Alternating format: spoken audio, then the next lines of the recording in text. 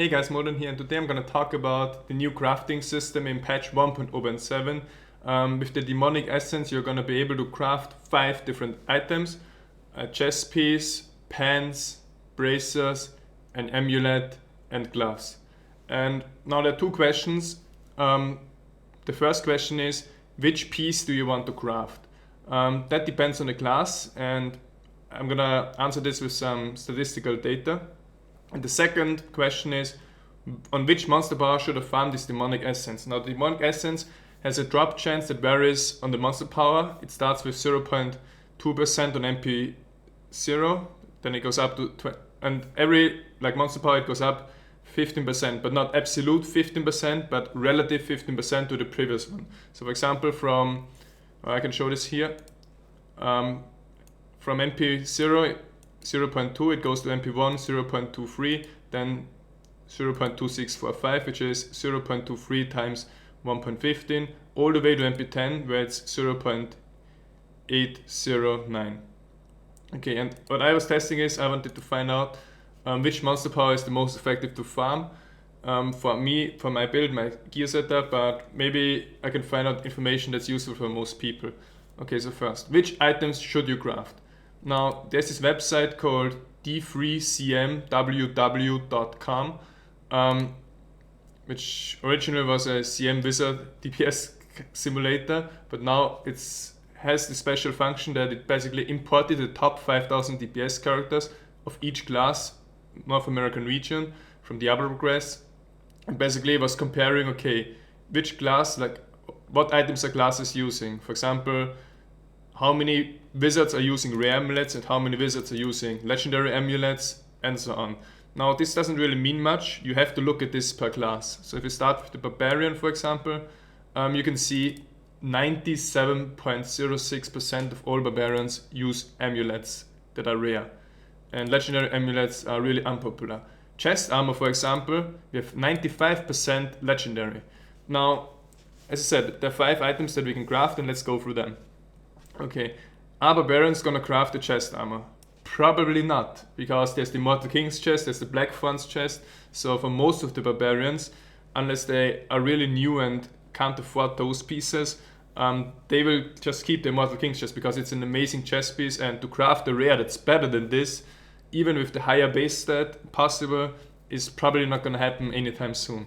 Then the gloves, or the second piece are the bracers. Now bracers, I would say most barbarians really have lacunis. Low budget barbarians might even have strong arm bracers. But yeah, here it's mostly lacunis because of the movement speed, the crit and attack speed. So it's really going to be hard to find or craft rare bracers that are better. Gloves and pants, still the majority are set pieces. For example, Black Fawn pants, Depth Diggers.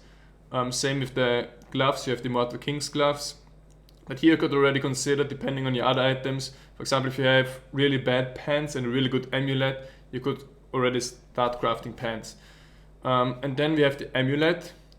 As far as I'm aware, there's no really top legendary amulet for a barb. Amulets are really not that good. There's set ones and also elite ones. So most barbs, including myself, are using rare amulets, and this statistic shows it, 97% of barbs are doing it. So the new amulet that you can craft has a main stat that can extend, but it's gonna have higher value than is currently possible. So the best crafted, with the demonic essence, the best crafted amulet is always gonna be better than the currently best rare amulet out there. But it's probably gonna take a few thousand, if not 10,000 tries to get such a good amulet. But yeah, it's probably the best investment for crafting with the demonic essence for barbarians. Now, is this the same for all classes? No. If you look for Demon Hunter, for example, you can see Demon Hunters don't have a piece like Immortal King's gloves, so Demon Hunters are still using 94.1% rare gloves. So as Demon Hunter, you can consider, okay, I have a really sick amulet already. I'm not gonna craft amulets, I'm gonna craft gloves, because my gloves aren't that good. Bracers could also be crafted. Pants, I think many Demon Hunters are using something like Inner's pants, and chest or Demon Hunter cloak. Of course, you have Natalia's chest, which 84% are using. So those are probably items that won't be crafted, because Natalia's, for example, has the 6 set bonus. And yeah, last class I'm going to look at is, for example, Wizard. It's pretty similar to Demon Hunter, but here, Wizards, they have a good Legendary and set amulet. So Wizards are mostly going to craft gloves or secondary amulet. What they probably won't craft is, what do we have at the end here? Actually, the chest armor, 99% legendary. So that's the only item that's really like on the very bottom here. Maybe pants and braces as well, but yeah. Overall, or in conclusion, it depends on your gear, what you want to craft.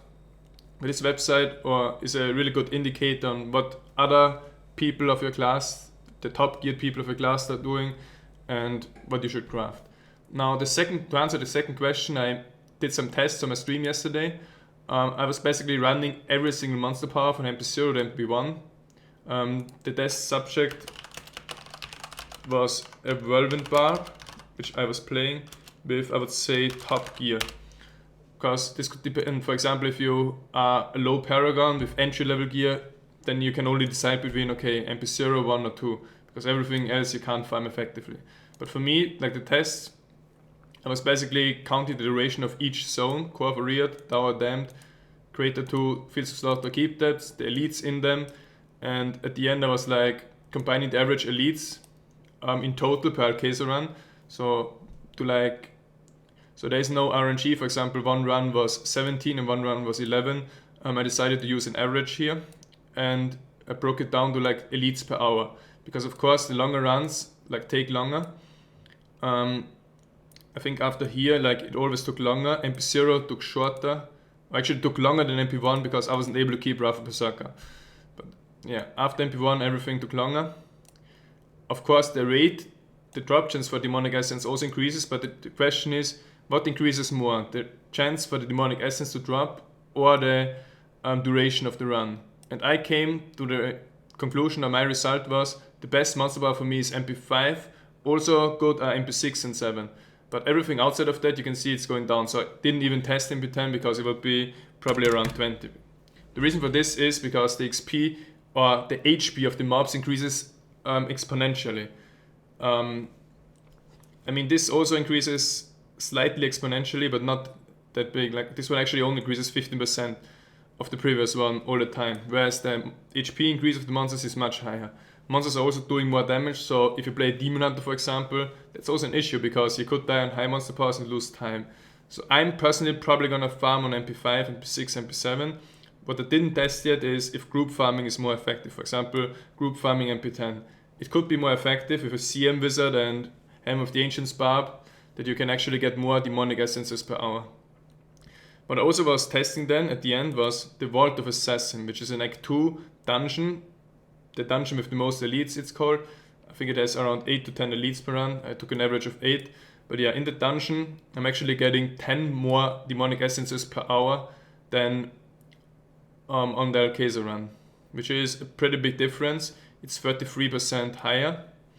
And you know, maybe the Vault of Assassin is a nice alternative to the Alcesa run if you really like want to maximize your Demonic Essences.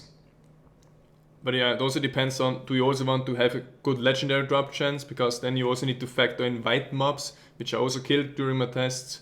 But yeah, overall, as I said, there's a trend going to like the mid MPs to be most effective. Okay, and at the end, what can we say about this? Demonic Essence, the crafting system, I like it. There needs some further testing to be done. Some question where I'm not 100% sure yet is, does the Demonic Essence require 5 stacks of Nephalem Valor to drop?